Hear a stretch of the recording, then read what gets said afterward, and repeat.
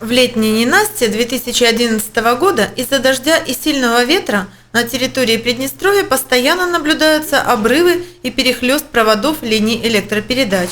Тому есть две основные причины.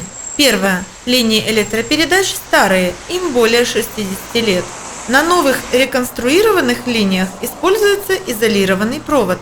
Отсюда надежность электроснабжения составляет 100%.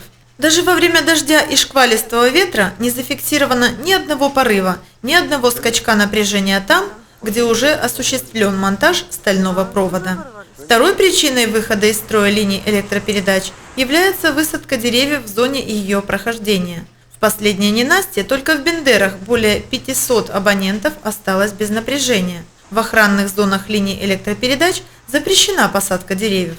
И хотя Бендеры считаются одним из самых зеленых городов Приднестровья, но, к сожалению, и здесь это правило систематически нарушается, поэтому ветер, особенно сильный, вызывает проблемы, связанные с обрывом проводов. В общей сложности протяженность линий электропередач по всему Приднестровью составляет около 5000 километров.